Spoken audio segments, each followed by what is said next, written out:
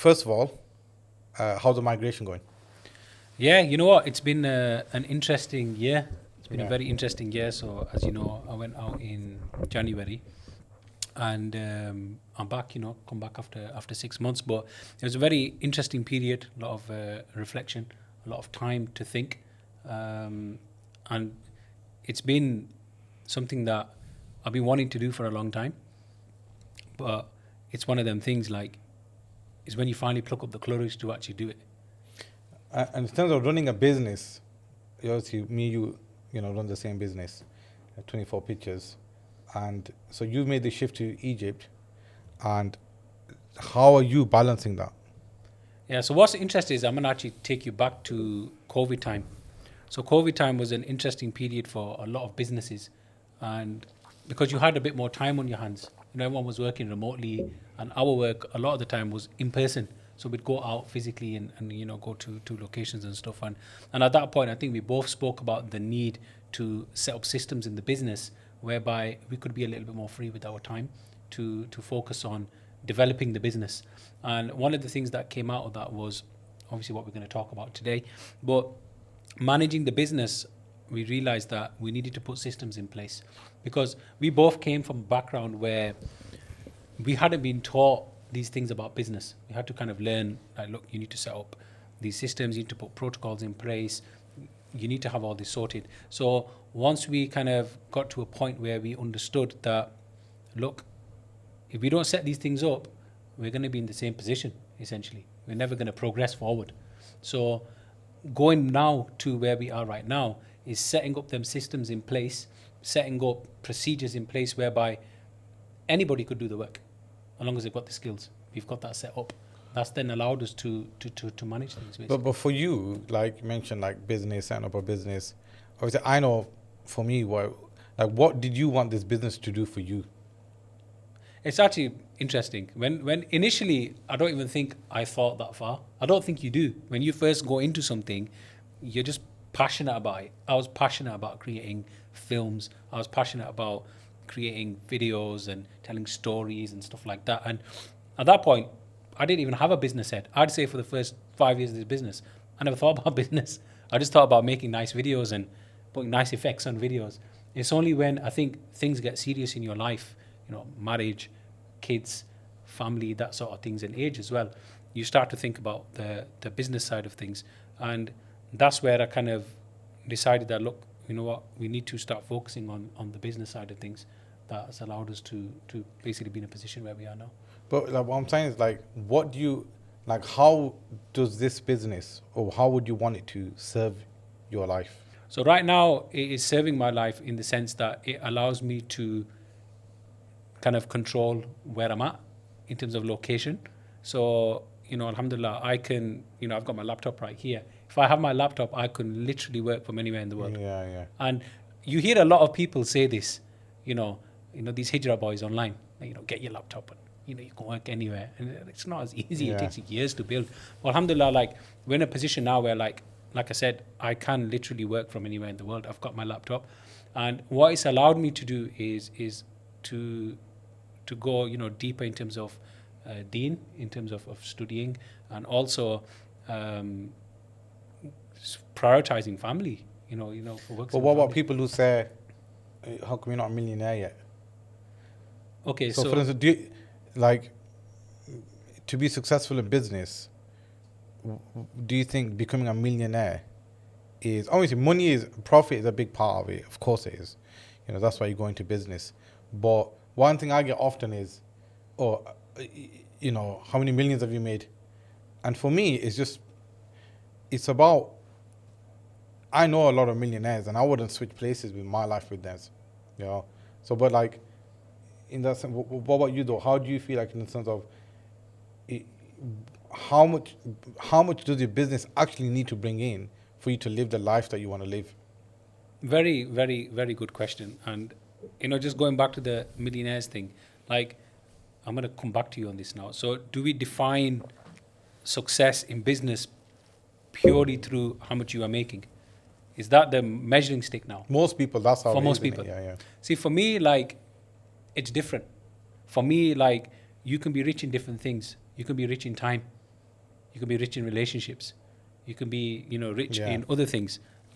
So these, millionaires or whoever you spoke to, maybe speak to them about how much time they get to do what they really want to do, because all this time is spent on whatever. And some, don't get me wrong, have set up systems whereby they might work a couple of hours a day or whatever. But for most people, even millionaires, that's far from the truth. Yeah. They work a lot of hours. But for me, like, that's not the measuring stick for me. The measuring stick for me is like control over time, because I think time is the most precious thing that we have. And even in our faith, like there's a surah in the Quran where they talk about, Allah says, like, you're in loss in terms of time. Yeah, you're constantly in loss, and this is something you're not going to get back. You can always make more money, but you're not going to get your time back. So it's like, how are you using your time on this earth to do what matters most to you? And I think for me, that is the most important metric. Yeah, I think that for me, that's where I've seen that like a lot of people, they see money as an end and not as a means, and they think, right, I need to make 1 million, this year or whatever, and but they don't know what they want to do with the money. Like, i.e., what do you want to do with your life, and how much money do you need to do that thing with your life? It doesn't necessarily need to be millions and millions of pounds, but I think that's, for me, that's what it was. That what do I want to do with my life? Okay, now Allah subhanahu wa ta'ala has given me a business, and the business needs to help me to bring in the means for me to do what I want to do. That is, ultimately, personally for myself, but I just want to know, like, from your perspective, in the sense of, because when you started 24 Pictures, like, actually, when you started media, because you started filming before I did. Yeah. So, when you started filming, your degree and all that, where did you see yourself going? And if it's not where you are today, then at what point did it change? Why did it change? I think when I initially started, like, I wanted to get into TV. I wanted to get into making, like, documentaries and stuff for TV and production and stuff like that. And then I fast realized, like, that's just almost like slave labor. They pay you for what you do. Like, you're paid a pittance, unless you're actually the production company who come in with the contacts and the concept, and you can arrange everything. In terms of just working, like, if you're just an editor or you're a researcher or whatever, you're just getting paid a standard wage. And I was like, look, I don't want to kind of be stuck in that sense. I want to kind of have that freedom. Goals do change down the line. When you initially start, you think, right, okay, I'm gonna set this business up. I'm gonna run the business, and I'm gonna be successful, and I make loads of money, and I'm gonna be able to retire at 40. Like, is the dream. But, like, I think right now I've realized, like, the things that matter most to me are, your family, your health, your faith. These things are very important. And, like, at some point, depending on what's priority to you, something else is going to have to suffer for it. And I've learned this down the line. Like, the times where, like, me and you were burning like 80+ hour weeks where we were killing ourselves. Yes, we were making a lot of money, but then it's like, where were we in terms of the quality of other things in our life? Is your health suffering? Is your relationship suffering? And these things, and these are all tough decisions that you have to make on the journey. And that's not to say we don't work as hard now. It's just our energy is directed at different things. And that's what's most important. It's realizing, like, where your energy needs to be prioritized towards. So there's that shift that occurs. And honestly, one of the best things that can happen to you on your journey is just meeting the right people. We're very fortunate in the work that we do, that we've worked with many good people, many good community organizations who we've taken advice from, and allowed us to grow in a sense. So even though we've got clients, in a sense, because the clients we are dealing with are businesses like us, you're on that shared journey. And just sharing that journey and your path with other people, it gives you insight. And that's why I think what we do is so interesting, because we get to work with all these businesses. So in terms of, like, what we do now, so in terms of the clients that we've had, especially like community organizations, say for instance, now we start to work a lot more with community organizations.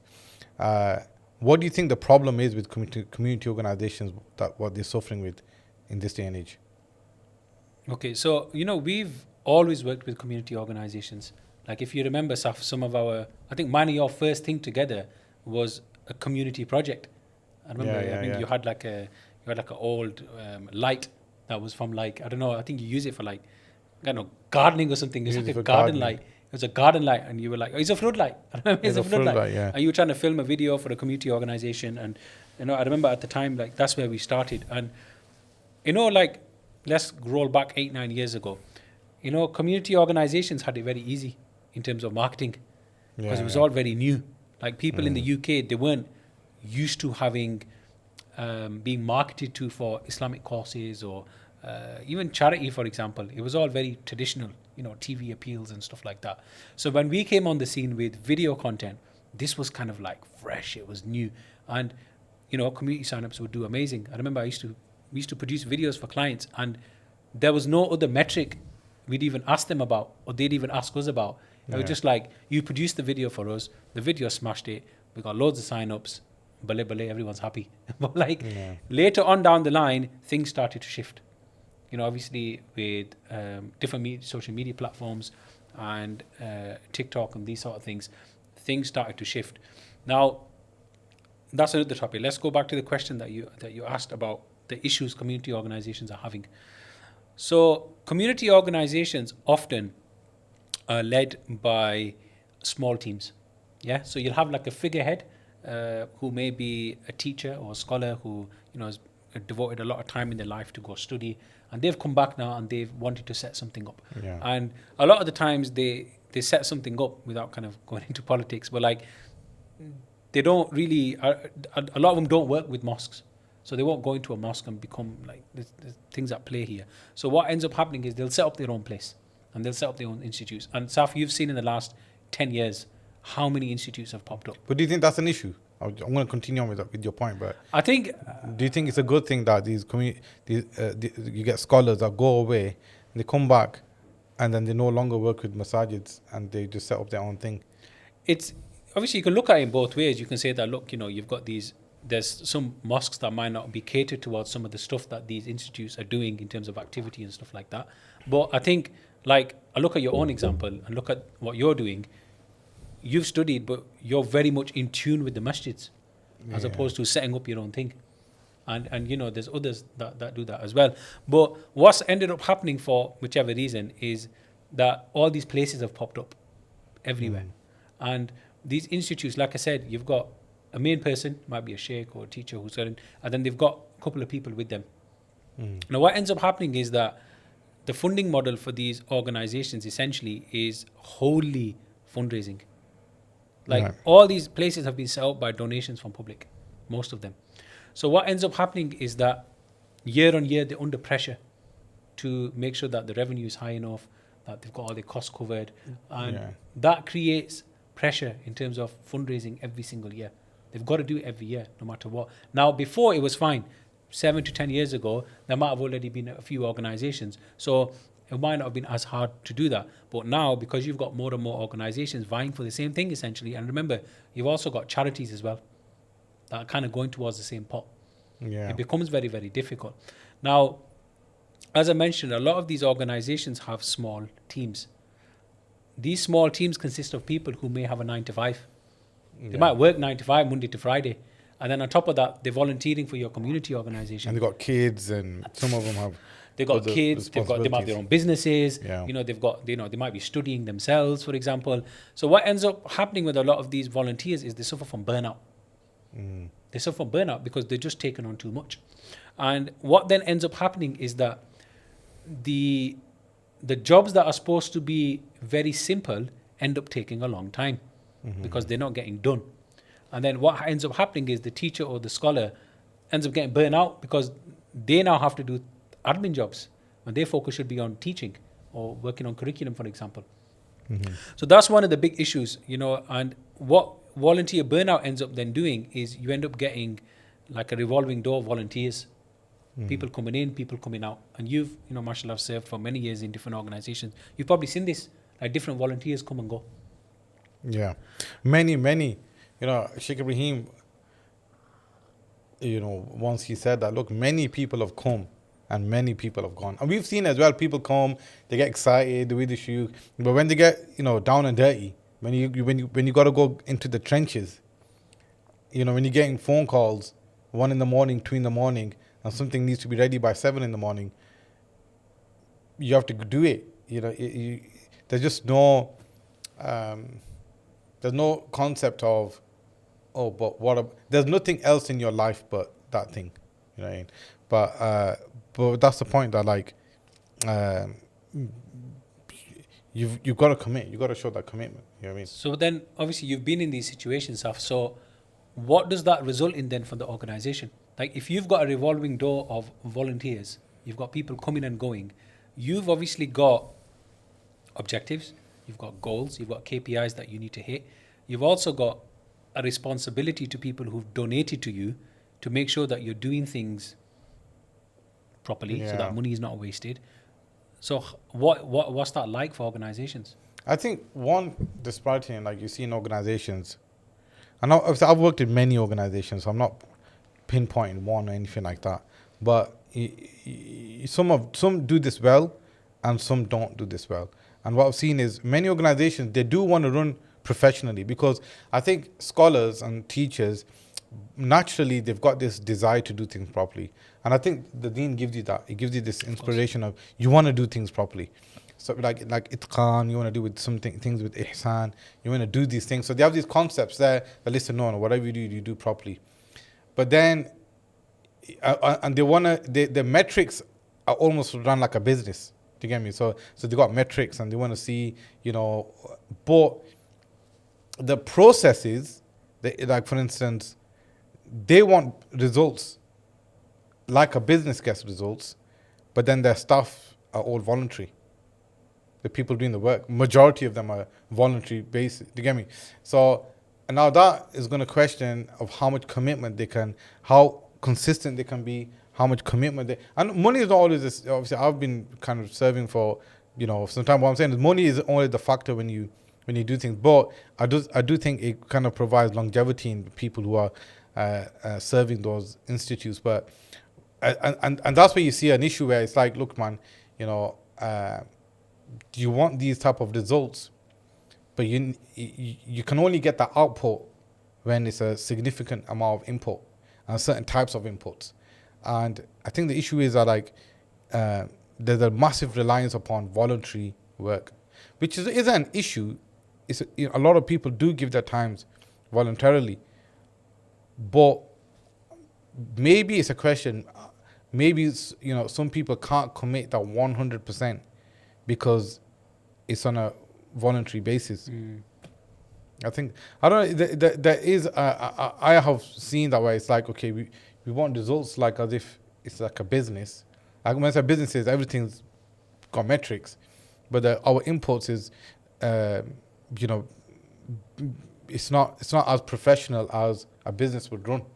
So these issues I've seen, some organizations have got it right, and those are the organizations that do well. Yeah, the organizations that do well, that do the input is as professional as the expectations of the output, then you do see results in that. Like for instance, in a business, you have to invest in marketing, ads. You got to do these things. If people don't know you exist, then people can't buy from you.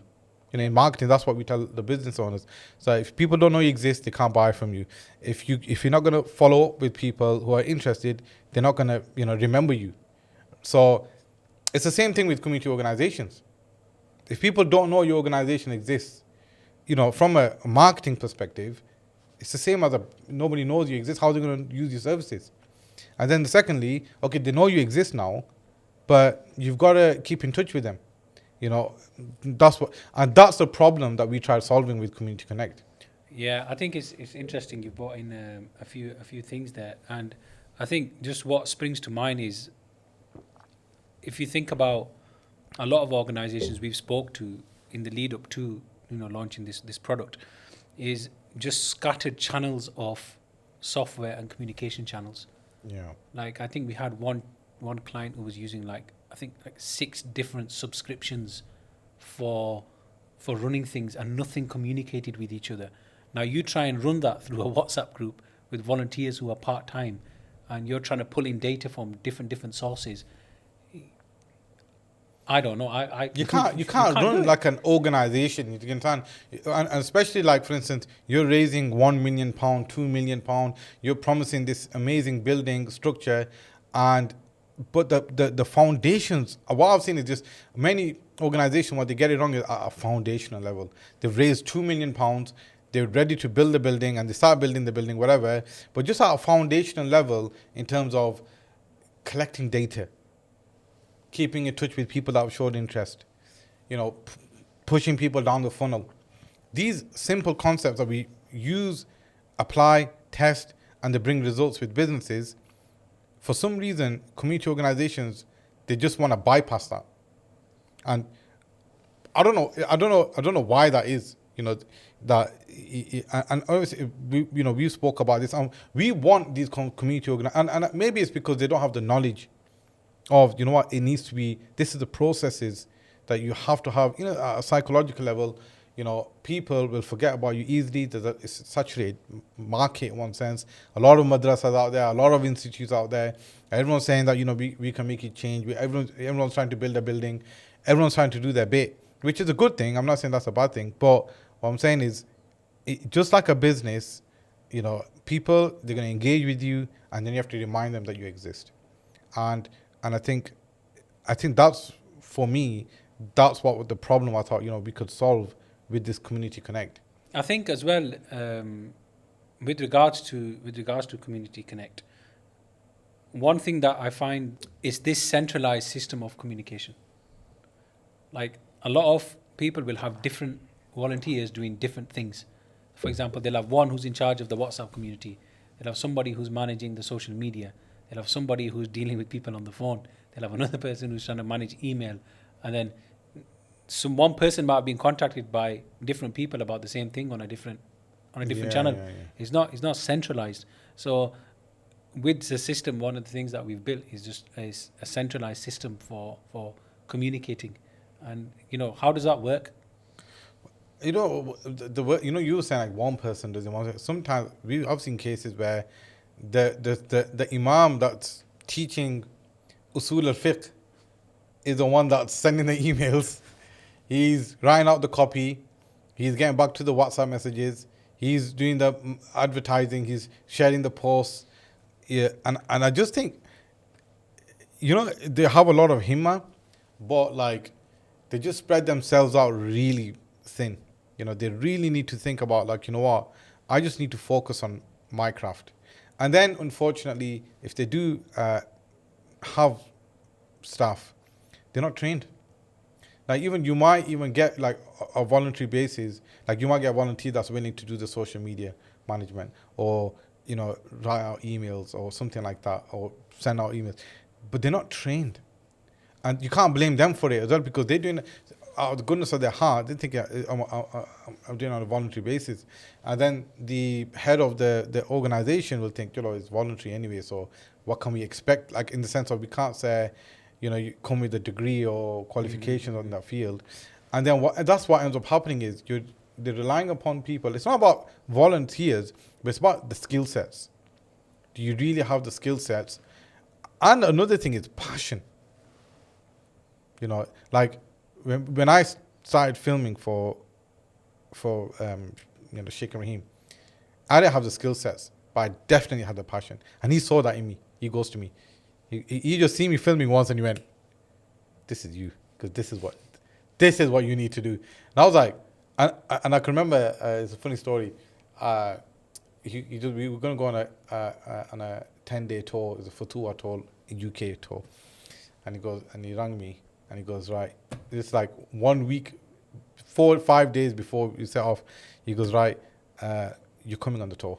I go, "Right, buzzing. I thought I'm going to be a driver." He goes, "You're going to be filming." I go, "Sheikh, I don't know nothing about filming." He goes, No. He goes, you figure it out. He goes, "We got the cameras." He goes, "You can just do it." And I was like, "Sheikh, I'll do it, because I always wanted to serve." I go, "I'll do it, but Sheikh, I just want to say, I don't know how to." And he goes, "You got 4 days to learn then." That's all he said. And I went to then LinkedIn Learning, I've got an account LinkedIn. Remember, I used to go learn from. So LinkedIn Learning, I started learning about cameras a bit. I still did, pick up a lot in 4 days because those days there wasn't a lot of content on YouTube. Yeah, of course. There were a lot of training courses on YouTube. There wasn't much. This is like 15 years ago, and there wasn't much courses online either. And in the beginning, we tried to like not spend on, professional courses. And anyway, so I rang. So I was like, okay, and so I rang Kessa from iSecurity. He installs security cameras, and I go to him, Kess. I go, bro, listen. Sheikh Ibrahim's asked me to come on a 10-day tour. I'm filming. He goes, right. I go, you're coming with me. He goes, I don't do filming. I go, listen, you know more about cameras than I do. I go, you fit security. I go, listen, you use cameras, don't you? Security. He goes, yeah. I'm like, right, you know more than I do. I go, you know something about cameras because I know nothing about cameras. But I didn't know what white balance was, and I didn't know about any of these ISO, white balance. I can remember like different locations we were shooting at. Some are really yellow. Looking back at the footage, you just think, man, what's going on? And I can remember a guy called Mujahid. He come. This is before Mansoor started working there. Mujahid, he come and he saw the ISO out, aperture, and shutter speed, and I was looking at him like, whoa, like what is he? What's he done? But the point is the passion. I was really, really passionate. I stayed up all night, trying to figure out the camera, and I took it really seriously. And that's the thing. So even if people do come on a voluntary basis, passion will drive you. If you're passionate, like for instance, if you're a volunteer in the social media side of things, it can't be just a chore. I'm just doing it. You know what I mean? That's why good teachers, they recognize what the skill set of that individual is. Even if that person doesn't know themselves, I didn't know that this was something. I knew I liked being creative, but I didn't know that it's going to be like filming and stuff like that. So, and Sheikh recognized that, and he put me, and that's one beautiful thing about Sheikh. Like he'll recognize our people and put them in the right location. But that's the point that like the teacher has to recognize these. You know what? Like before that person recognizes that like, this person is going to be good at this, good creative sense, good leadership, and you put them in the right positions and you let them grow themselves and really, but sorry, that's just side thing from like, but the point is like, not all organizations have that.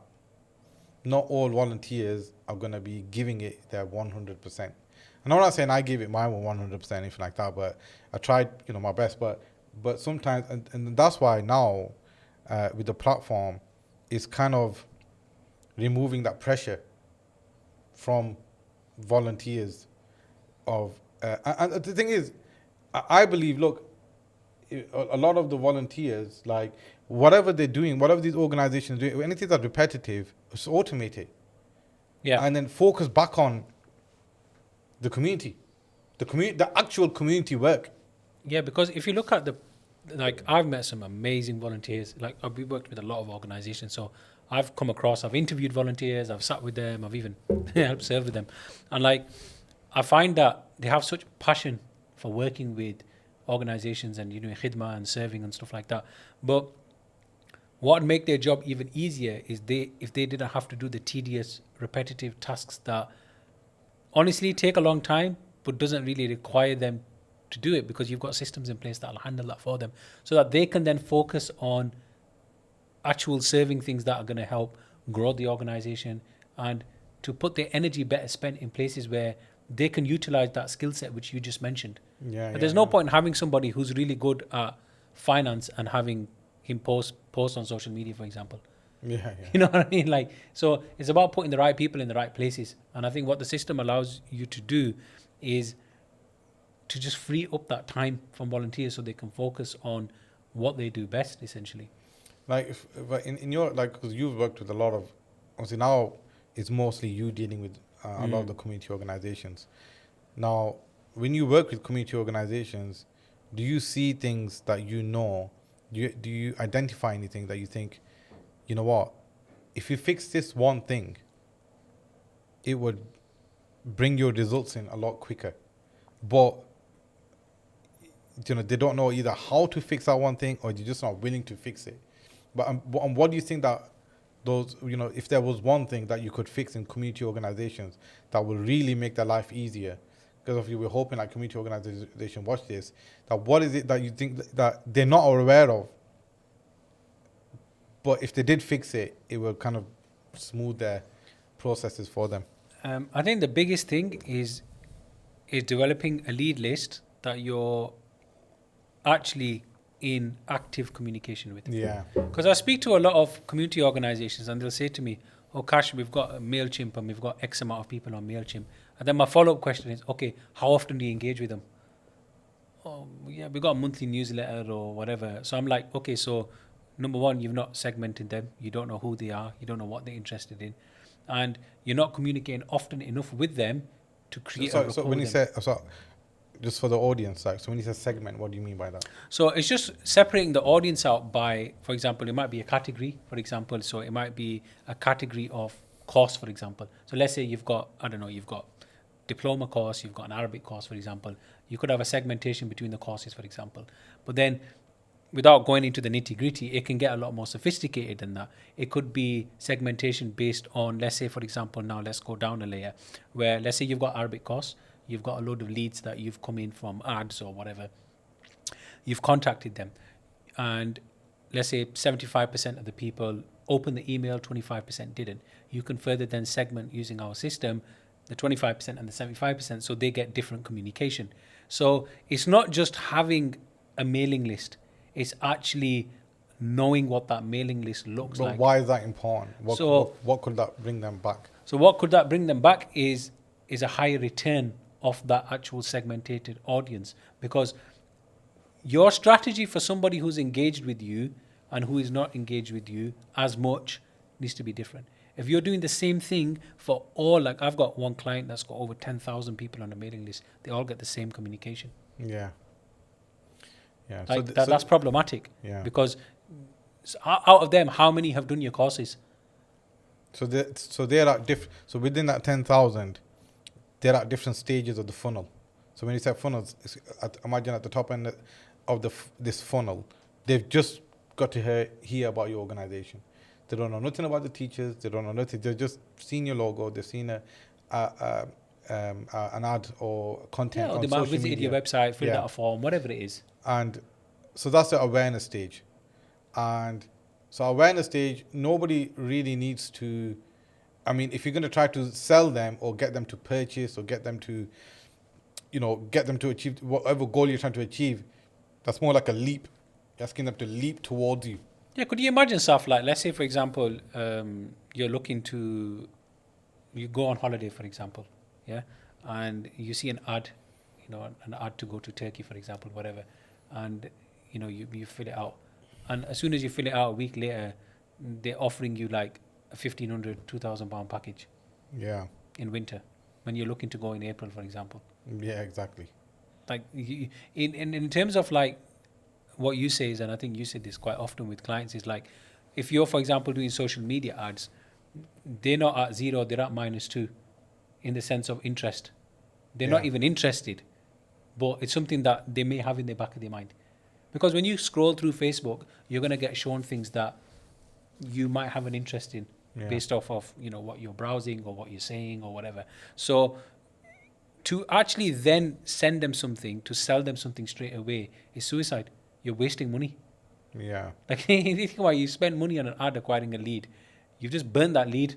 Mm-hmm. And then once that lead is gone, it's very hard to bring them back unless you've got this process, what we've talked about, which is segmenting your audience and nurturing them. And I know, Saf, you're really big on nurturing, and you've done a lot of work in the background with the development team to create nurturing sequences for emails. So why is that important over, say, a period of, I don't know, a year? Because a lot of courses, like for institutes and stuff, they run yearly.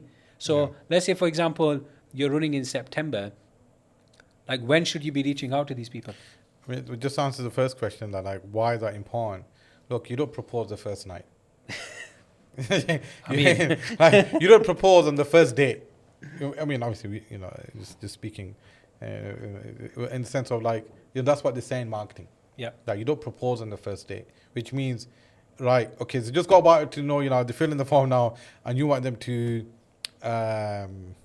do a hijrah walk from Makkah to Medina. You know what I mean? They just heard about you Choose today. your words wisely, brother. No. It's something that people that we work with. Yeah. So what I'm saying is, we would, like just like they do. But what I'm saying is, you need to nurture them. For instance, somebody's like, let's use Hijrah Walk as an example, right? Hijrah Walk, we're working. It's an organization that's up and coming. They organize walks from Mecca to Medina. Obviously, we're working with them here and there. So, for instance, the commitment to do 40,000 steps a day, right? And if compared to and if somebody is not even aware of what Hijrah is, what, and somebody, and they want to change their life, and they don't know what the significance of Hijrah is, the importance of it, the connection to the Prophet ﷺ, the amazing experiences within that trip itself, the barakah of that trip, the barakah of those locations, the stories of the people that the Prophet ﷺ met. If you don't know all of this stuff and know the significance of this, and the next step of somebody just hearing about you is, let's walk 40,000 steps a day for 8 days, and they don't know about the sheikh that's coming either, the chances of that conversion is like 0.01%. You understand? Of course. But if now nurturing would be, okay, a PDF on an ad or something about Hijrah. What is Hijrah? Did you know the Islamic date starts from Hijrah? What is Hijrah? Right? Somebody reads upon the Hijrah, he reads upon the stories of Hijrah, of the walk, then they exposed to the teacher as well, some amazing stories of the Prophet ﷺ, wives on Hijrah, in Ma'bad and different occasions that took place. And then they're kind of connecting with this Hijrah, and then it's like, it'll be amazing if I could do this walk myself. You know what I mean? But that might take weeks, it may take months for them to nurture, for them to be nurtured into that. And that's what the nurturing process is. It's about requiring taking people step by step to the goal that you're trying to achieve, and not asking them to take a leap from the moment you've just got to know them, or they've just got into your ecosystem or whatever. And that's why nurturing it's a way, like, psychologically, and if you do that long enough with enough people, and the nurturing, it's got to be correct nurturing. Sending a newsletter once a month is not necessarily nurturing, because you don't know how many people are engaging with that, clicking on the link, etc. So you got to, like you said, segment and then nurture according to where they're at. So they're aware of you now. After they're aware of you, are they interested in your product or service? Then it's about, do they have a demand, and then are they willing to take the next step further? Yeah. So just while you were, Joe, sorry, are you panning while we're talking over to me and stuff? Yeah. All right. So why don't you just keep it on Cash and keep me on White? Yeah. or just mix between. I think because you're making some good points as well. So that last one was really good. So just while you were talking about nurturing their stuff, we kind of live. Obviously, we live in an Amazon Prime world. Yeah. Everybody wants everything instantly, and nurturing is like it's like delayed gratification. Yeah. Like it takes time before you start seeing results. Like, why do you think some businesses struggle with this as a concept to do this? I think, do you know is most businesses and organizations know how to deal with people. There's always going to be a percentage of people that want your service right now. Generally what they said, like 5%. So 5% of people always are ready to buy now. Yeah. What they say is 60% of people want to buy later. Most people focus on to them it makes logical sense at that point to focus on the people that are willing to buy now. Because why focus on something later than what's going to come now? It's what you're saying, instant gratification. But it only makes sense to focus on the 60% over the 5%. So because minority of people will buy straight away. Everybody buys from Amazon or whatever, TikTok shop. You see, like for instance, I've bought silly stuff just because I've just been constantly bombarded with the ad. Do you understand? You see the ad and you see lead magnet and you put interest and they send me a text message and eventually and before you know it, I spent £500 on cards on you know cards that I'm never gonna use. So, but they just you start imagining how you're gonna possibly use them, whatever. But the point is, most people will buy later. But what they said, like 60%, and it only makes sense to focus on the 60%. So of 100 people, if 60 people are gonna buy from you later, and 5 people are gonna buy from you now, which one should you focus on? The 60 people are gonna buy from you later. But us, because we don't have a process, and we don't believe in our process, and we don't have a system, we think we can't get hold of those 60 people later. So just focus on that who's walked in the shop right now, which I'm not saying you shouldn't. You have to focus on that also.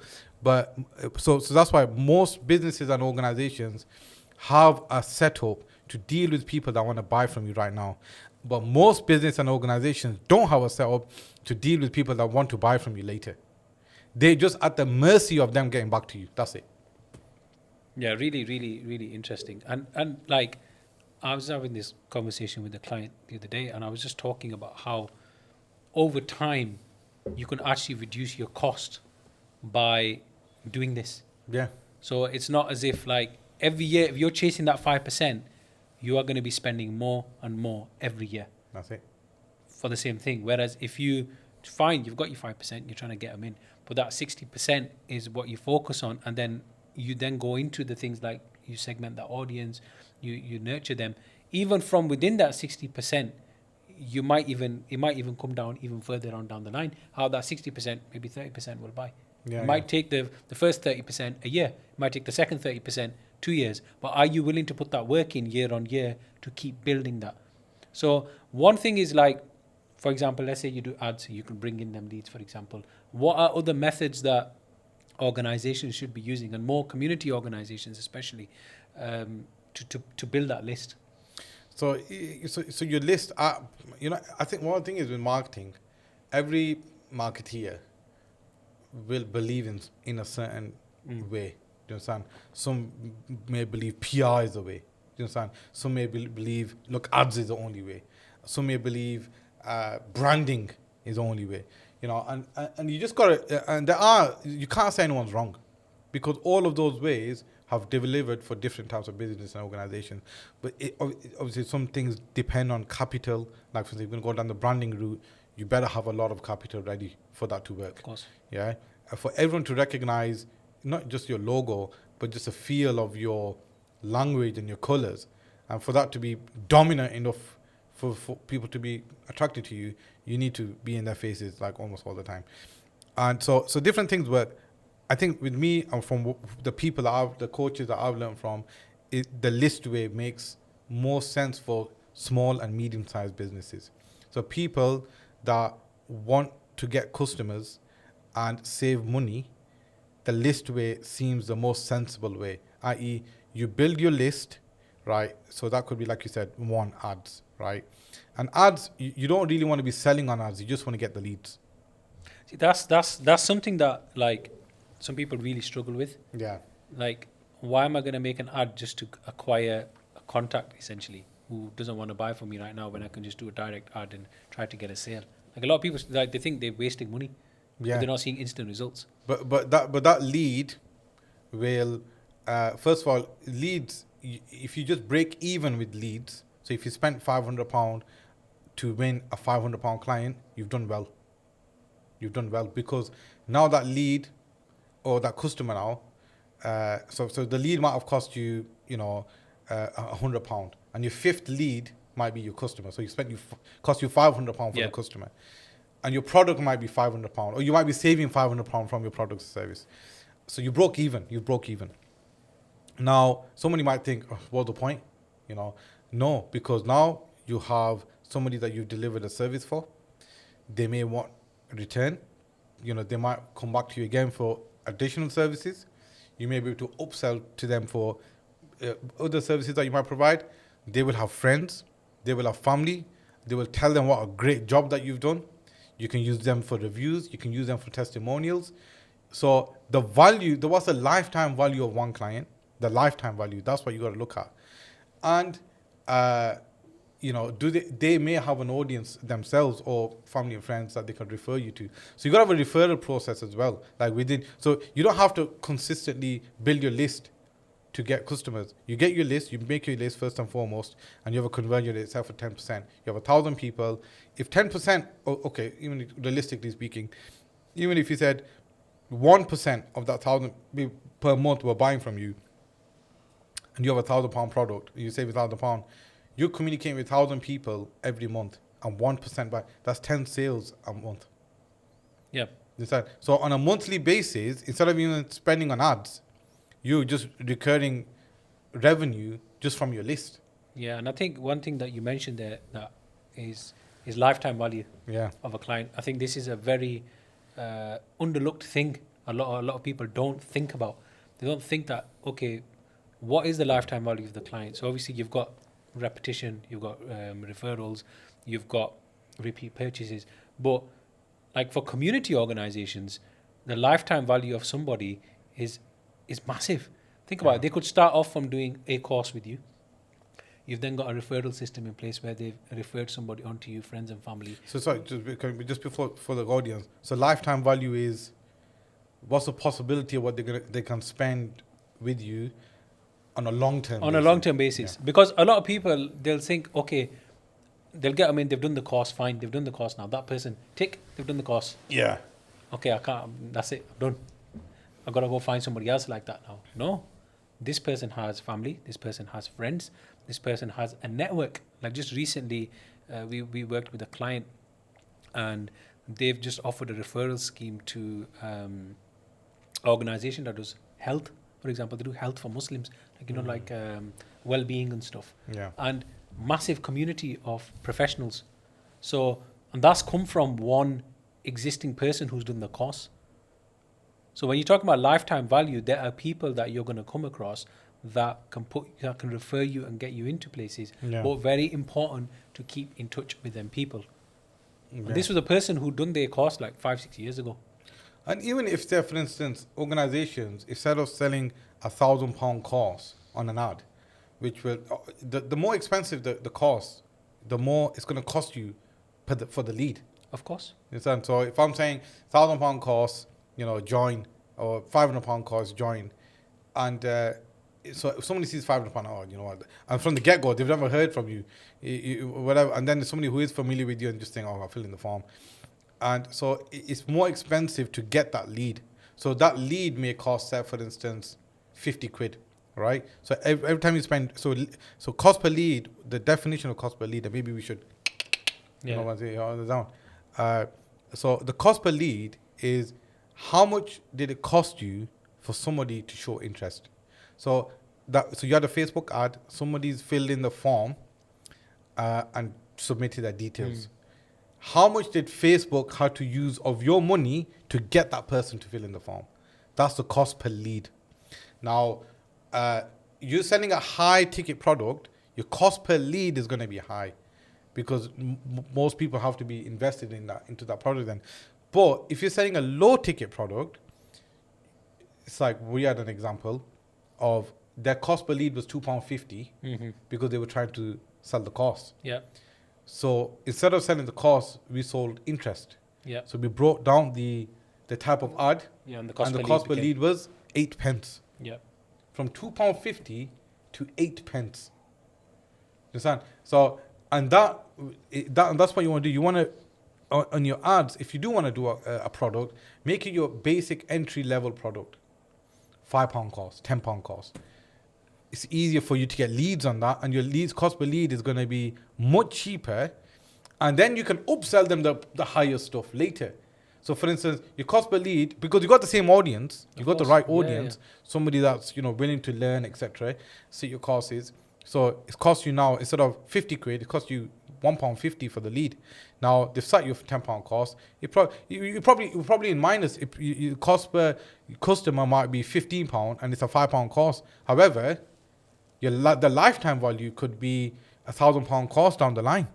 A lot more, exactly. And I think this comes back to that point of once you've then got them in, you you then start that process of nurturing and segmenting and stuff. And I think a lot of organizations, and this is just a tip for community organizations, is that, mashallah, a lot of you film a lot of content. Yeah. I filmed courses and delivered them that haven't seen the light of day on the internet because they just never released. Yeah, yeah. And I'm like, what are you doing with them? Oh, yeah, just sat on a hard drive somewhere, archival. Yeah, brilliant. Listen, package it, put it on your website for free. Give it away for free. Use it as a lead. Yeah, Use it as a lead magnet. So when you say, how would they use it? So, for example, let's say if they've got if they're running an ad, for example, Yeah. they could give that course away for free. And to get to the course, they just have to give their email address and details, and they sign up to the course. Guess what? They're now in your ecosystem. And you're using something that was there anyway. It's not costing you any more to produce that piece of content. It's there anyway.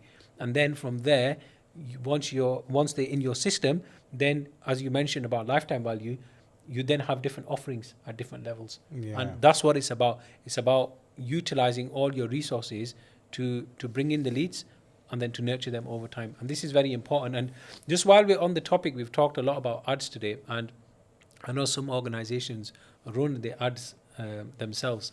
And one of the issues I think a lot of people face is that because, again, with volunteers are doing ads, or if they've not got the right systems talking to each other, like you review a lot of websites, and we've noticed recently the amount of websites that haven't even got Facebook pixels, for example. They've not got the right analytics coming through.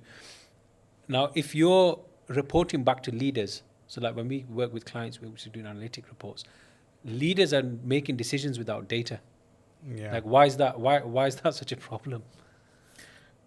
I mean, what if they're doing istikhara? You know, making a decision without data is almost like having a bunch of balls, like, small balls, and just throwing them all in one direction and just hoping for the best, for them to get into the bucket. Mm-hmm. And then there's throwing one ball at a time. You know what you're targeting, you know what you're aiming for with data. Do you understand? And that is what it gives you the knowledge to really make your next decision it gives you the ability to make your next decision based upon knowledge. So not knowing, for instance, okay, we done ads, not knowing how many people are visiting your website, for instance, so one basic, and then from that, not knowing how many people are actually clicking on certain call to actions, how many people are clicking on the links, how many people are filling in the forms, and from that, how many people we communicate, how many people are opening the emails, how many people are receiving the emails, could be going to spam, etc. You will not know what to fix. It's like diagnostics, isn't it? Like a mechanic, he's going to diagnose a car. Do you understand, right? You diagnose a car. Yeah. You can't just start fixing everything. You've got to break it down one thing at a time. That's how mechanics do it. They fix one thing, okay, it's not that. Rule out. If they fix another thing, okay, it's not that. And you know what? Even if they improve on metrics I was thinking about this today. Even if you improve by 1% on a monthly basis on 5 different things, your business organization will exponentially change in 3 years. It'll be in a completely different place, even in 1 year. Mm-hmm. If on a monthly basis, you pick 3 metrics that you just want to improve by, even if it's at 1%, think about it. 1% is massive. Like, for instance, if you have a course of £1,000, and out of 100 people, 1 person buys the course, that's £1,000. If you improved by 1% on a monthly basis, in 10 months, you will have £10,000. How different is that, earning £1,000 a month and earning £10,000 a month? That's a life change. Yeah, of course. That would change your life. Yeah, of course. If somebody earns £1,000 a month, and then in 10 months' time they earn 10 grand a month, their life is completely different. Yeah, of course.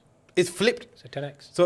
So just by improving by 1%, can have significant changes. Honestly, and even if they work on those metrics of 1 to 3%, and then work on those metrics, look at those analyses. I want to ask you, what's the most annoying thing? Like, for instance, it's not. I don't want to call it annoying but when you get to somebody's community organization, say, for instance, I won't say annoying because it seems a bit inappropriate, but what's the concerning thing when you get to a community organization's website? I know what mine is, so you can ask me. I'll ask you first. I think for me, it's just number one. As soon as you land on the website, you don't know what they do. Yeah, Like, are you a charity? Are you asking for money? Are you an educational institute? Do you provide education? Are you somebody who just does events? Like, what are you? Like, there's not a very clear, like, defined. And it's amazing. You think it's a very simple thing. yeah. Like, have you very clearly defined in the first, like, we call it, above the fold. Like, have you identified there very clearly what you do? Like, Yeah. like, if somebody can just go on your website and look at it and think, okay, these are do education. In a Okay. matter of three Like, seconds. 3 seconds. I've got to know straight away what you do. Because Yeah. if I don't know, within 10, 15 seconds, I'm bouncing. Most people, you get to their website and are they fundraising? Are they building a madrasa? Are they teaching courses? Are they homeschooling? Are they, a voluntary organization? What are they? Are they a truth? And you get bombarded with everything with the first 3 seconds, and you see all these banners.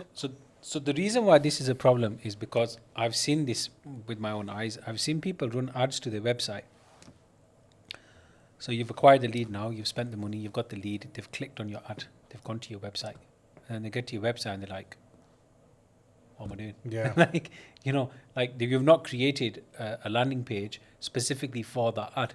And this is something that's very, very important, that you have a dedicated page that when you create the ad and you create multiple ads, that you have a landing page that aligns with what the ad is about. Just for some people don't know the difference between a website and a landing page. So what's Yeah, so your website is just, you have information there about who you are, what you do, how people can discover you, and it is really there to build trust, basically, your website. So you'll have testimonials on there, you'll have information about how they can contact you.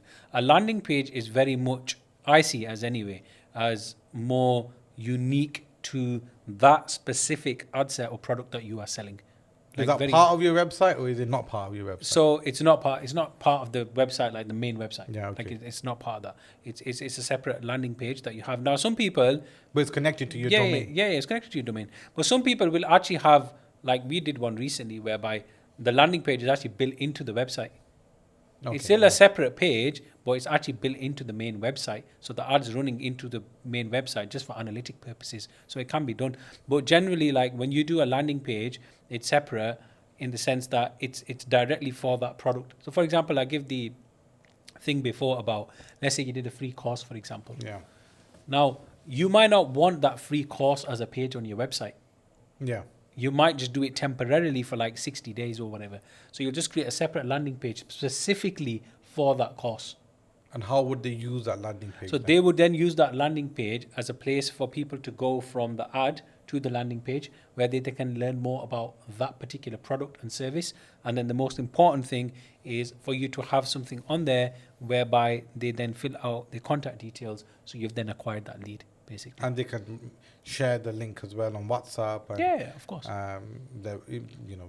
Of course. And here's the thing: it'll be fully branded to their own website, their whatever that is, and as you mentioned, is linked to their domain as well. So it doesn't feel like alien for the customer. Yeah. It's still within the branding of the organization. So Yeah, it's very important, the landing page. So it's two things I want to speak about further on is, okay, well, one thing with websites I always saw is as soon as you land there, and it's beautiful, mashallah, it's beautiful to see your sheikh's picture. It's amazing, right? like, don't get me wrong, it's mashallah, it's amazing. But, as soon as you get there and there's a sheikh, there's a picture of the sheikh and who he is and mashallah. And I get it because they love their teachers or whatever. But personally, I just think that doesn't work for somebody who has absolutely, for instance, you are aiming for people who have not had any exposure to religion before, or you're teaching a fundamental course, a foundational course for people who don't have any knowledge about who your teachers are, who you are, whatever. And the website, especially homepage, is all focused on who the teacher is and where he studied. Yeah, it's a problem. What do you think of that? Yeah, it's to be honest with you, it's a problem, and it goes back to my earlier point about who are you? Yeah. Like, who are you? What do you do? Like, that should be your primary focus. And yes, look, your teachers are important. You know, your teachers are important, but they can't be like your central focus. Like, as soon as somebody gets there, you've got to kind of introduce them to who you are first. What problems do you solve? What problems you solve for them. Like, for example, what pain points do they have? Yeah. And that's a whole different conversation, to be honest. I want to for speak another about podcast. that next after you finish. Yeah. So yeah, it's important to address them, and this goes back to like the very beginning of your marketing is like knowing your audience, your messaging, you know, what problems people have, and then creating your materials and your marketing around that, you know, and this then ties in with your ads, with your landing page, with everything. So I just want you to conclude on that. First of all, the website. What should they have on the front page? So on the front page, like as soon as you get to the website, you should have a short video, 30 to 45 seconds, which basically answers 4 fundamental questions. Basically, is who you are, what you do, why should people care, and what do they need to do next. That's it. Like, that is it. Like, When you say what to do, need to do next, what do you so mean? that is like, what step do they want? What step do you want them to take? And 9 times out of 10, that's going to be you might be giving something away, or there might be a contact form underneath where they can then contact. Basically, it's to acquire the lead. And at that point, if people fill it out, then you know that this person is interested in our product. And if they don't fill it out, they're not quite convinced yet. So you then might, at that point, you might have a pixel set up where you then retarget them on an ad later on, for example. So it's very important to just answer them things. So as soon as somebody gets on, within like a minute, even less than a minute, 30 seconds, they know who you are, they know what you do. And at that point, you should already have your demographics nailed down where that video speaks to them. Mm-hmm. So if you're identifying any pain points in that video, when somebody's watching them, they thinks, yeah, that's me. I'm gonna move on to that next. So so you need a video. What else do you need on the front? So you also need to make sure that you've got a very clear call to action. Yeah. Straight away. Like, you need to have that there. You need to have an ability at the top of the website, especially. Don't flood them with too many toolbar things. Yeah. You know, at the top, so many links. The menu bar. The menu bar. You should have like, the rule of thumbs like 5. So don't have more than 5 Yeah. basically. And like, you should very clearly have a call to action there button with contact details right at the top. Like, people, for some reason, they just bury them at the bottom of the website under a contact form. Like, no, have it very clearly at the top. You get to the it's easy for website people. and I want to study the cost. Where do I go to study where do I click for me to apply? There was one client we had, and just before we move on, there was 3 steps they had to take before they could enroll. They had to go on the homepage website, then they had to find the course under the courses platform. Then when they go onto the courses, there's a separate page for them to enroll. And then when they enroll, there's a separate page for them to then fill out their bank details. It's like...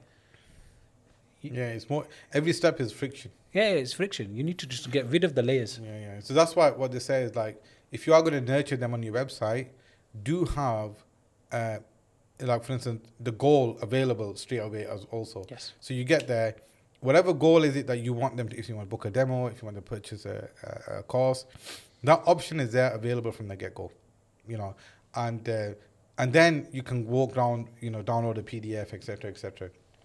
But okay, that's interesting.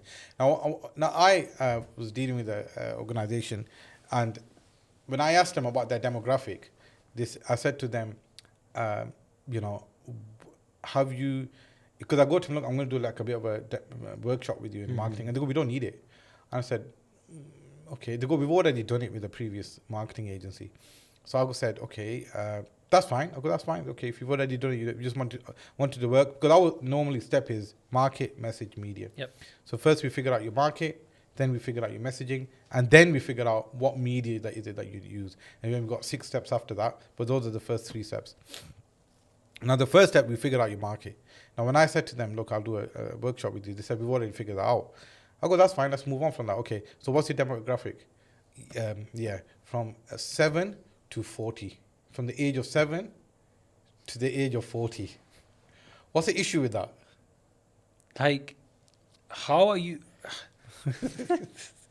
I know. So what? I was like, so first I was you've got- thinking, yeah. So you've got the same content going out for a 7-year-old and a 40, Exactly. or a student, or somebody who's married, or somebody who's into, I don't know, sports, whatever. Like, you look at the age of 7 and 40, look, just think on a very basic level. Cartoons, who they primarily produce for? Yeah, exactly. Children, Documentaries, who are they primarily produced for? adults. Yeah, Netflix shows, who they like yeah, yeah. every single layer of the audience from that age has its own content. So fine, okay, you might have a user base that is 7 from 40. That's a different Yeah. topic. But again, what does it go back to? Is segmenting them different What layers. something you must have heard all the time. Oh, we have services for everyone. Like just a few days ago, we were speaking to Yeah, we one, had that. Yeah. and he goes, "We do everything for everyone." So, obviously, I'll speak about wife. What do you think of that? I mean, look, there's some places that genuinely like do offer services for a wide array of people. Yeah. Like we work. No, yeah, most people do, Look, yeah. for example, like Medina Institute, we worked with many years ago. Yeah. They had a nursery provision, they had a madrasa provision, they had Islamic studies, they had a scholarship program. Like you're talking literally 7 to 40. Like Yeah. they literally did everything, but each step was marketed and layered and approached from a different perspective. So I don't think it's necessarily a problem to try to cover many different people. But what I feel like is that there should be like either a product, a service that you are clearly known for. So whether that's education, whether that's events, whether that's I don't know, whatever, training, for example. Yeah. And then within that you have your core demographic for that Exactly. product service. Once you've got that nailed down, then fine, you're gonna go do something else. And I think that's where the issue lies. They don't understand who is our core. Once you understand, and the way you recognize that is, if you were to just do one service, what would that service be? You know, and that's your core. That's your core service that you want to provide. And the core audience is, what's your majority audience? That is your core audience. It's like us, let's 24 pictures, for example. Our core service has always been video production. Yeah. That is what we are known for. Yeah, yeah. Yeah. So when people come to us, 9 times out of 10, it's for video production. Yeah, yeah. Okay. Now, that's nailed down. Like we know, like look, who's our target audience, who's our demographics? It's SMEs, it's businesses ranging from small, you got up to 5 employees, or sometimes we do get larger businesses as well, but it's mainly the small and medium business market. That's who our demographic is, and we've got that nailed down. That is our primary offering, and we know the sort of people that we're targeting on that. Now, since then, we've launched other products. So we do things like ads. We've got obviously this community connect system. That's fine, but we always know what our core is, and that's what it comes back to. Is knowing, having that core product and a core audience that is really like, you shouldn't move on. Like personally, this is just my opinion. Like you shouldn't move on to another service until you've got that core absolutely nailed down properly. And look at Apple, for example. Before launching the iPhone, what was it? Computers. Yeah, yeah, yeah. That's what they did. It's only once they nailed down the computer market fully that they then went on to iPhones and iPods and all of that stuff. That's what they were known for. So all the tech and all the infrastructure and all the brain power went towards that, and everything they learned from that then went into their product. And obviously now they've gone mainstream with. No, with apparently this the main product is the iPad. stuff. That The is iPhone and the most iPad. grossing- I mean, the iPad's an amazing Apparently, product. the iPad is the most grossing product from all of the. That's why that even like Macs and everything. But anyway, that's the side point. But so yeah, so that is the core. That is the issue. Because when I kind of do this marketing workshop with them, and ask them, who's your audience? We do everything. We cater for everyone, and you can't cater for everyone. In the sense of your one product, it may different age groups may engage with it, but your target audience needs to be the core audience, the majority of people that it solves a problem for and engage with that product. And the majority, whether it be 35 to 45, or a big, a common audience is normally 25 to 35, audience, that age group. But it could be, it could be 7 to 14, 14 to 21, 21 to 30, and because they're at different stages of their life. Somebody that's 18 is not, if you got a marriage product, it's going to be, for instance, if you're a marriage app, you're going to be aiming for people who are looking to get married. So to that understanding your core audience is so important. I want from there, the next thing that we work on is messaging, and you mentioned it before. So what is messaging? And I could contribute to that. And why is it important? So messaging for me kind of goes back to the key aspects of what it is that your offering is, yeah, and also knowing, first of all, before even doing your messaging, you need to know what pain points people have. Yeah. Before doing your messaging, like I'll give you an example for Islamic course providers. 9 times out of 10, the messaging they put across is, you've seen it in it, authentic Islamic knowledge. Yeah. That's the messaging. We're giving you authentic Islamic knowledge. Yeah. Why? Because to build trust, to Yeah. say that, look, this is a proper thing, whatever. But for example, that may not necessarily work anymore because everybody's saying that. Yeah. Everybody's saying that. So in terms of messaging, it's everything in terms of what you say about your product out there. So for example, with us, what do we do through Community Connect? Our messaging is, we're saving you time, we're saving you money, we're saving your energy, and we're allowing you to focus on things that matter. So this will come across in our messaging when we're talking about our product. And similarly, as an Islamic organization, you might be selling clarity, for example. You might be selling confidence, for example. What is it that you're giving to the end user? And then when you put that out, that needs to be very clear in your messaging. So it could be in the statements that you put out, it could be in the wording that you put out, it could be on your website. And this has got to be consistent throughout your marketing. Yeah. And if it starts getting muddled, it will get very confusing for people because People don't know what you stand for. They don't know what you stand for. So it needs to be very clear, and really, like, you shouldn't have more than, like, what I do an exercise with clients is keywords. So I'll just say, okay, in terms of messaging, let's bounce off 5 to 10 words that clearly, like, signify and state what our messaging is. Yeah. What do we do? What do we do to solve them pain points? And then that basically then needs to carry across to all your products, your marketing and everything.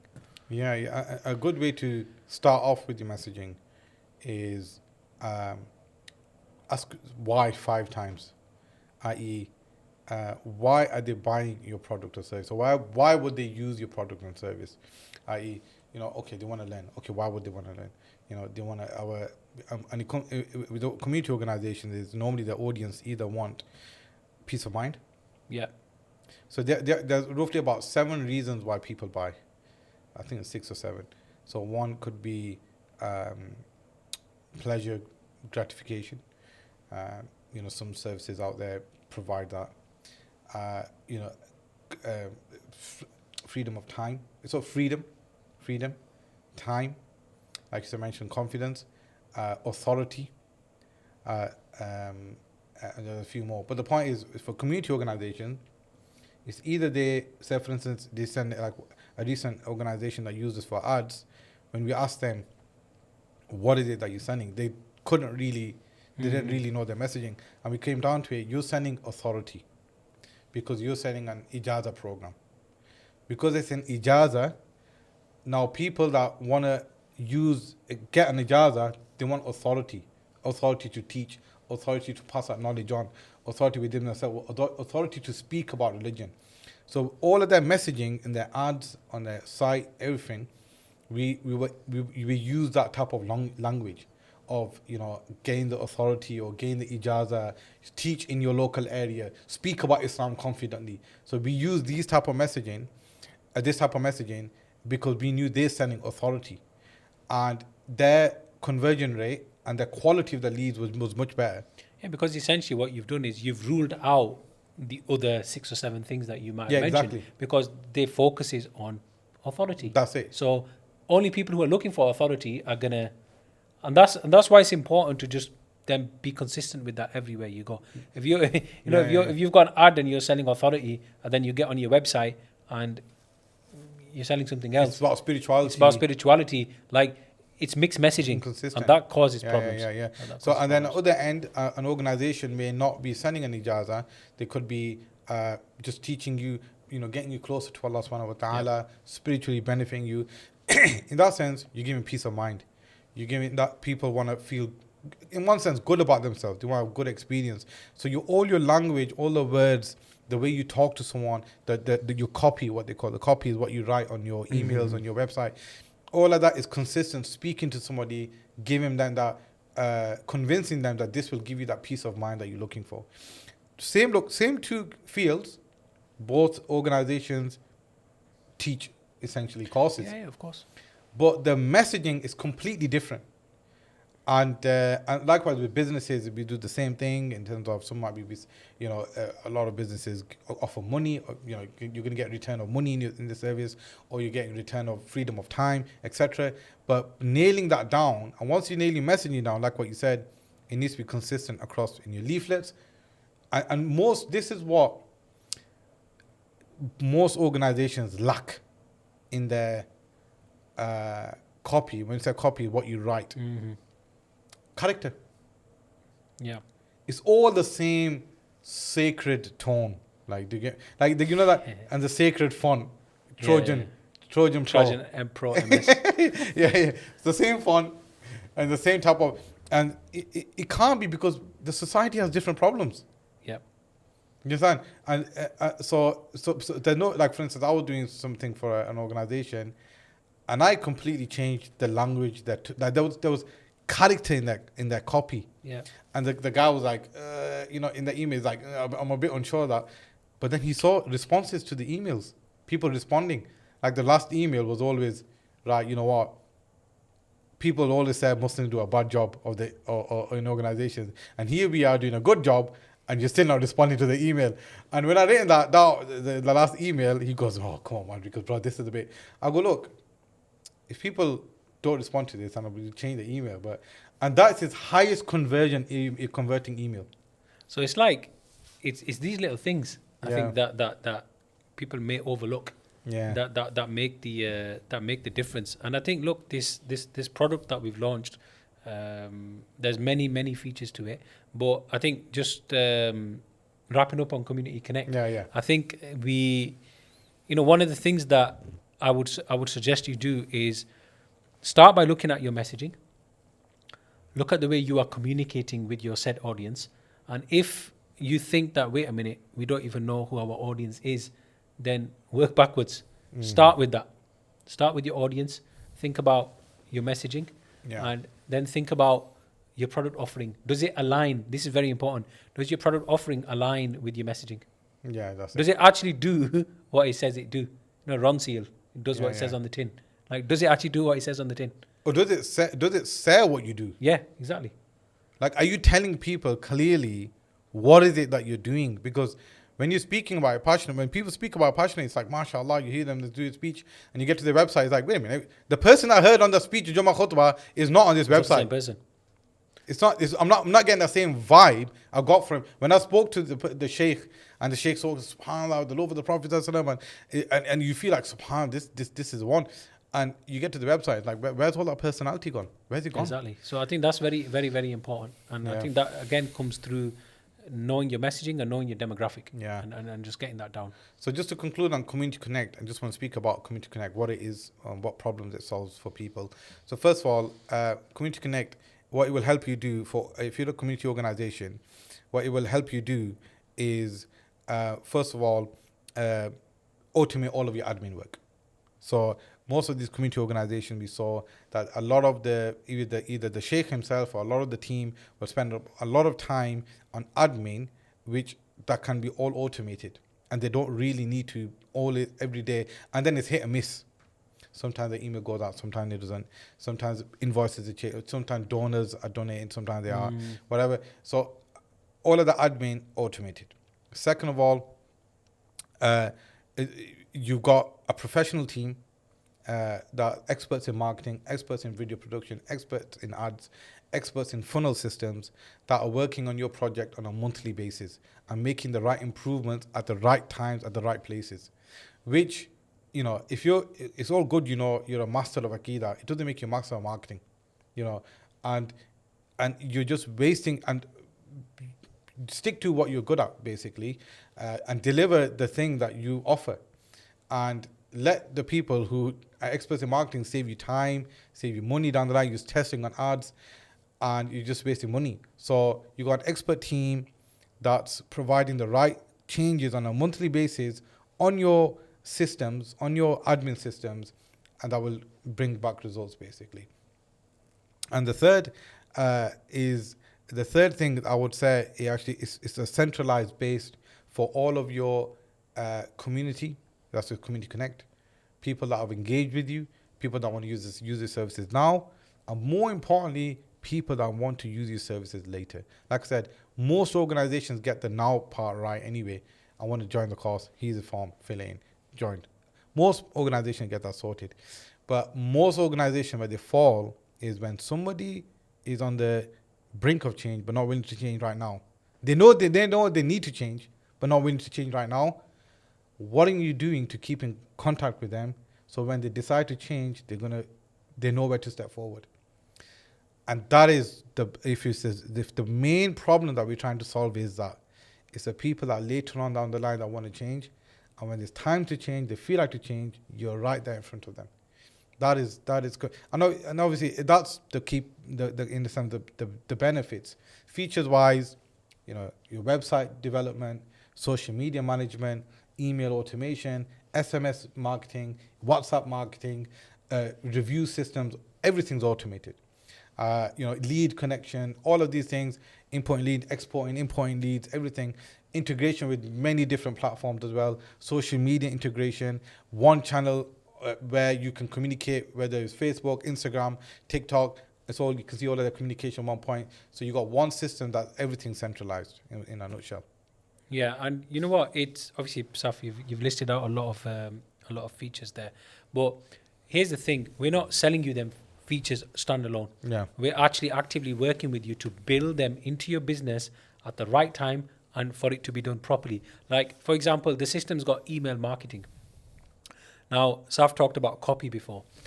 If you are sending emails out, but you're not well versed in copywriting, because it's a skill, it takes time to develop, whatever, we will support you with that in terms of showing you how to do it properly. We will show you how to build in the funnels properly, the segmentation and everything we've discussed today in terms of nurturing, so that when you are working on them clients who are not quite ready to buy, they want to come on later on, you've got a system in place to deal with them. And on top of that, all your and this is not to even mention all your internal systems, getting back to people who are on your courses. A big one, Saf, you've not mentioned, taking payment. Yeah, we can automate monthly payments and donations. We can take Stripe payments, and we can take donations as well. And here's the best thing about it: there's analytics and reports. So if you've got stakeholders, if you've got donors, if you've got people who've donated to you, you've got everything there to give your users an outstanding customer experience, and that's what it comes down to. And as well as that, for instance, you got a list of 1,000 people. We'll ask those 1,000 people on a weekly basis, whether it be WhatsApp, SMS, email. Do you want to donate anything? It's Friday, day of Sadaqah. Do you want to donate anything? Do you want to set up a standing order? Just to communicate with people consistently like that, and then educating them about what you're doing with their donations. So it encourages them to support more. And that is what the problem that we're trying to solve, And to be honest with you, we've always been passionate about solving these issues. But look, when we stepped on the scene, nobody was making documentaries for community organizations. We thought, look, these guys need to up their game. Everybody was making, let's be honest, snide videos, right? Snidevideos.com, yeah, and just backstreet filmmakers. Not really. You had wedding filmmakers making films for Muslim organizations, and they just looked absolutely pants. Yeah. That's the reality.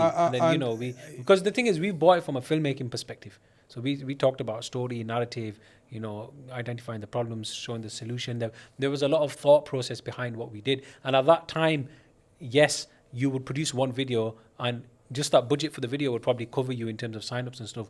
The market has changed. Not to say that you don't need video. You need video even more now, but you need it in different ways. You need it as part of your email funnel system. You need testimonials on your website. You need to answer objections and a whole lot more. Maybe we'll do one podcast just dedicated just to video in community organizations as part of the Community Connect platform, which again, we automate all the videos out as well.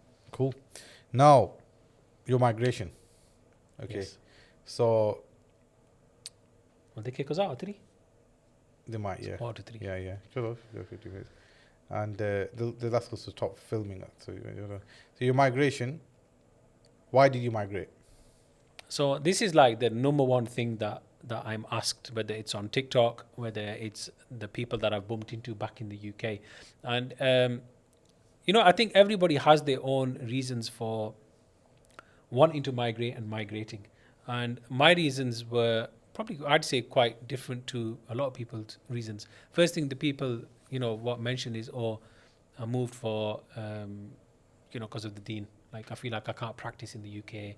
Things are getting quite hostile here and stuff like that. And yes, there is a certain hostility in the air, but for me, it's more the fact that I can slow down and I can actually do the things that I want to do there, without having to constantly feel like I'm being rushed.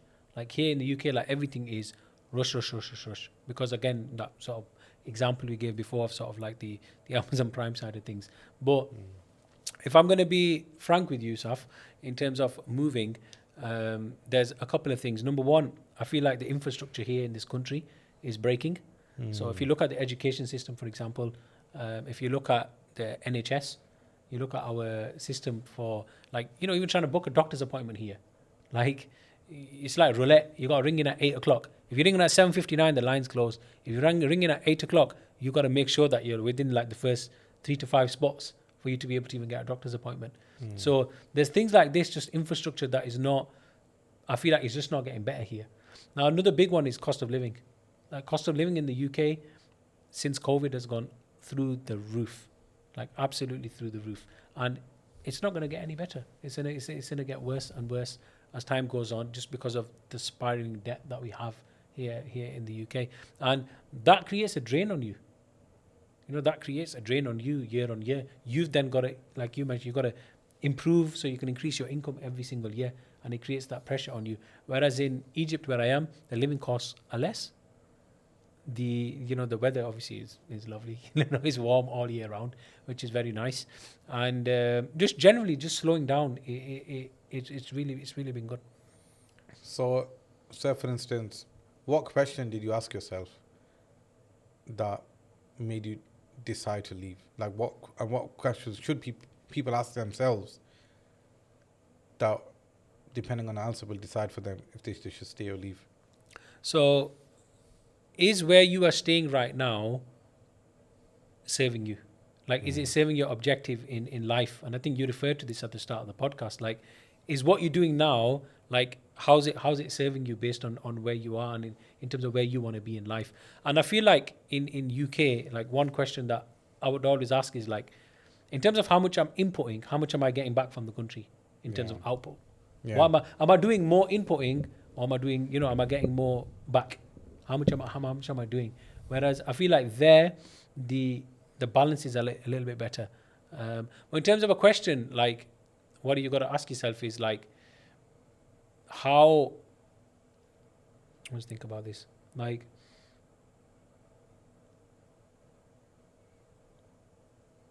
why do you think that, sorry, I'm just thinking.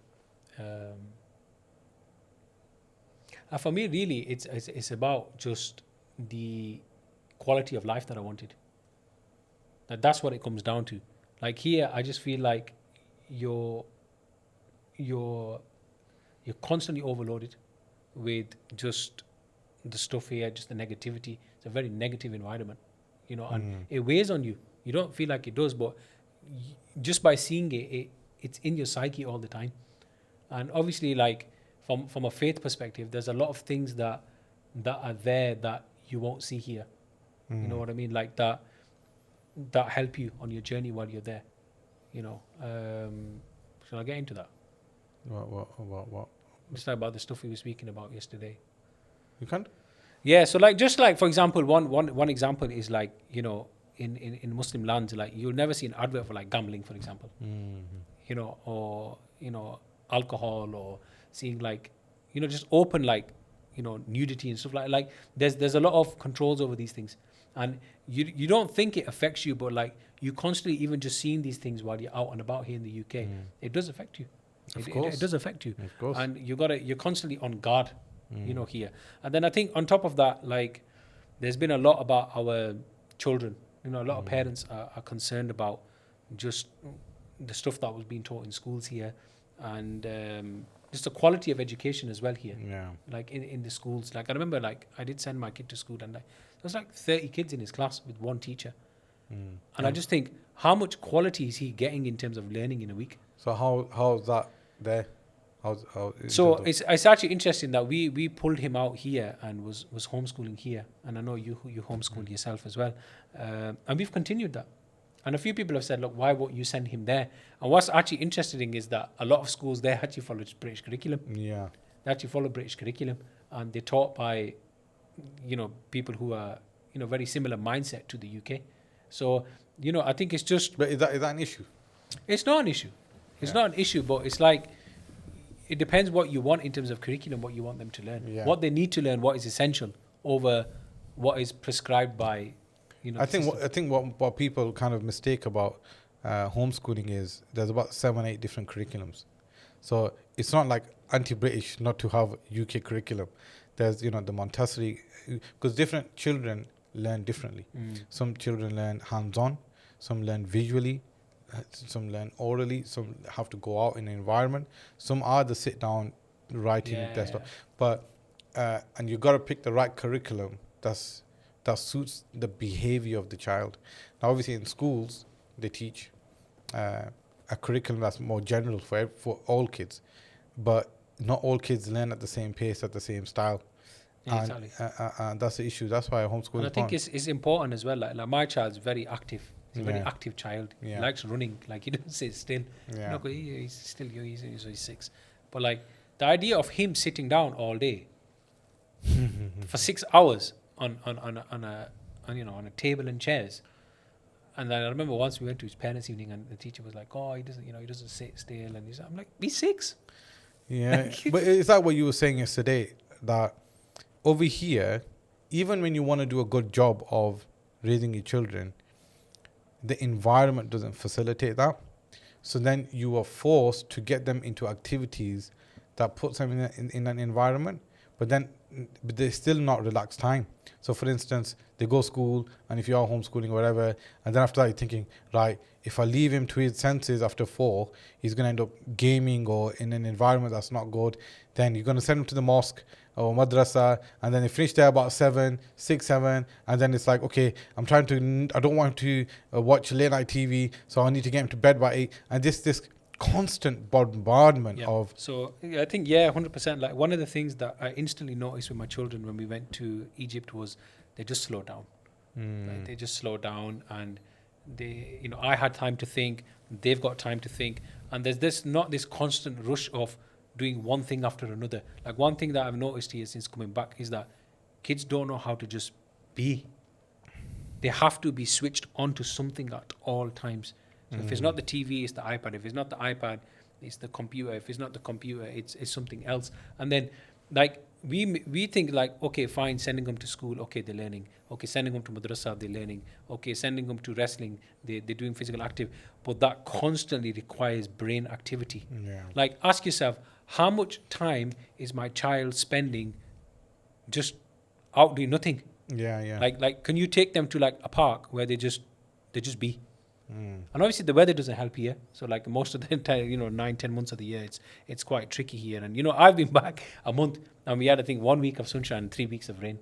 Like it's been crazy. Like I'm gonna go back now, and it's like 32, 33 degrees. So I think, look, I know one thing that because I have parents asking me and stuff about hijrah and stuff like that. Look, it's not all sunshine and roses. Yeah. You are gonna have difficulty on your journey, and things there can be difficult as well. But what I would say is that, Sheikh Amr talks about this, like, because he does a lot of parenting stuff, and he said something to me before I went, and it kind of stuck with me. He's like, the grass is green where you water it.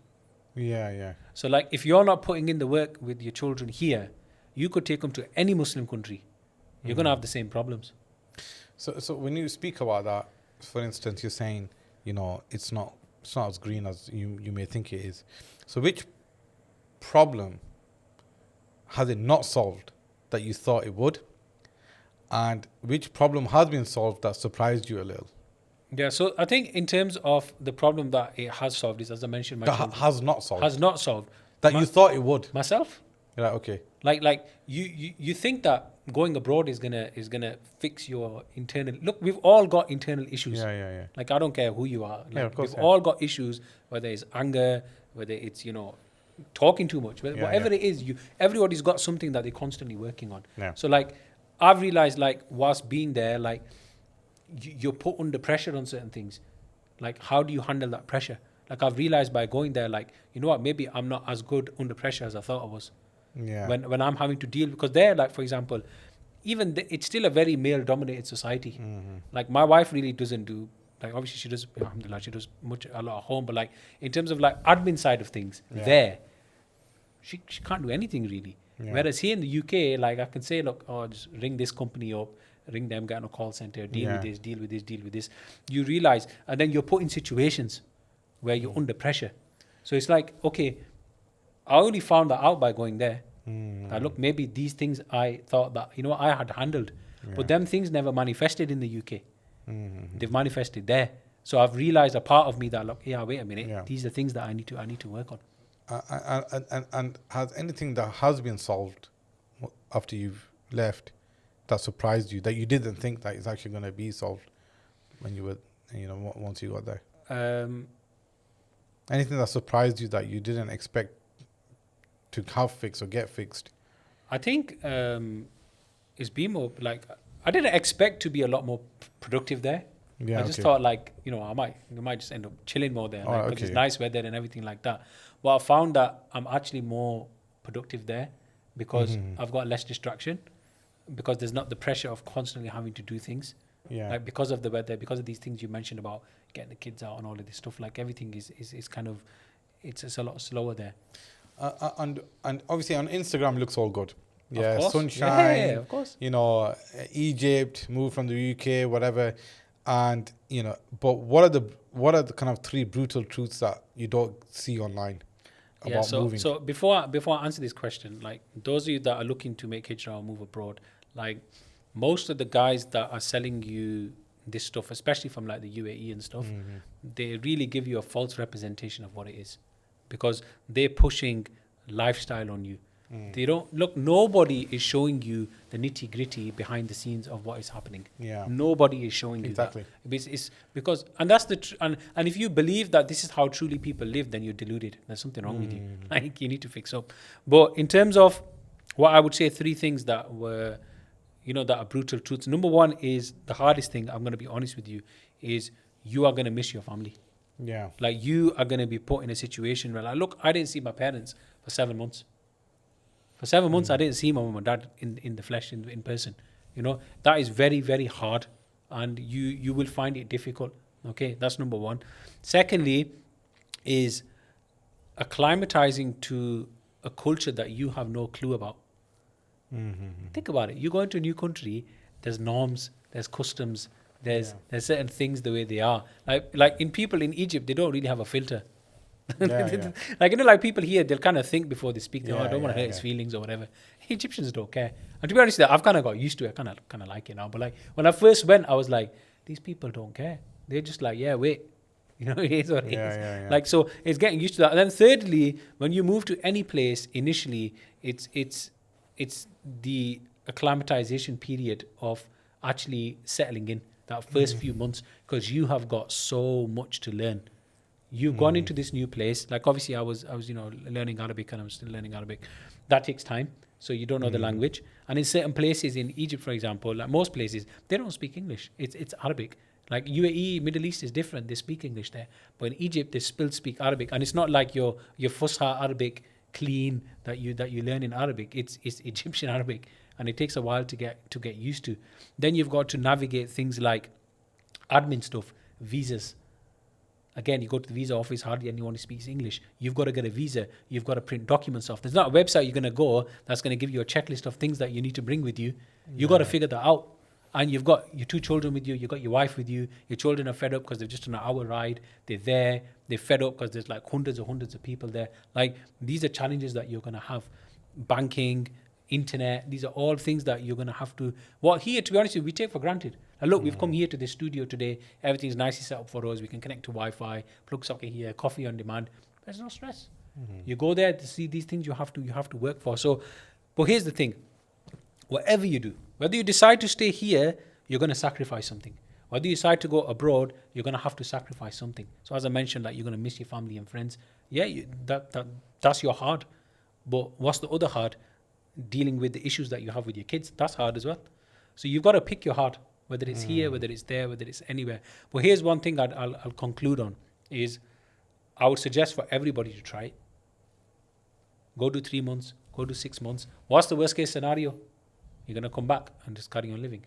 At least you've had an adventure. You've tried something that most people won't do. They won't get out of the comfort zone. They won't leave the comfort they have in their lives with their stuff. So, and another thing, one thing, Saf, as well, is like, if you've got attachment to things, you're going to struggle to make hijrah. You're going to struggle to go abroad. Like, if you like having things and you're dripped up in monthly payments and stuff like this, you've got to really live like a very, I wouldn't say simple, but you've got to live a life where you've not got a lot of attachment. Yeah. You can't have a lot of attachment if you want to move abroad, because attachment keeps you stuck to places. So I know brothers who want to go abroad, but then they've got their mortgage to think about. Yeah. So make the choice. If you want a big, nice house, nice car, and you want to live here, and that's fine. But then deal with the challenges of that. Just like if you want to go abroad, your challenges are going to be different. So you've just got to decide where you want your challenges to be, basically. And what, for instance, if you were to say, do not move until you do this, what would that be? Speaking pragmatically, number one is to have savings. Like you shouldn't just go without like at least 6 months to a year's living costs. It depends on who you speak. Some people say a year, some people say 6 months. Number one, don't do that. Number two is like to have a really strong why. Like, because that why is going to carry you. So for me, a lot of it was my children. And like, for me, like, it's been harder for me than, like, my children love it. They get to play out, the weather's good. Obviously my son, his health's really good there. But I've suffered a little bit in terms of like yesterday we were at a gathering, for example, that sort of communal aspect that we have here in England, that community, friends. And I've suffered a little bit because for me to now do these things, I've got to step out of my comfort zone to go make friends. It's not as easy because... Is that there though? Is that sense of community, is it there the way it's here in some areas? I would say maybe in like parts of like Madinatul Nasser where like you've got other students and stuff, but like for families in like New Cairo, like it is difficult because a lot of the people that live where I live, they're normally working abroad, or they don't mix as much. And it's not just that, like sometimes there's like a culture gap between you, like when you speak to, like, don't get me wrong, the Egyptians, most of them, really, really nice, but it's different to having a conversation with someone from the UK. Because, you get along, you've got, British banter is unmatched. You know what I mean? Like, you're not going to get that. So community can be hard, it can be difficult. But one thing I will say is that a lot of people are moving out there. Like, I've met brothers from the UK who've moved out with their families. There's a lot of American families there who've moved out, and people get in touch and stuff. And it's only going to increase. Yeah.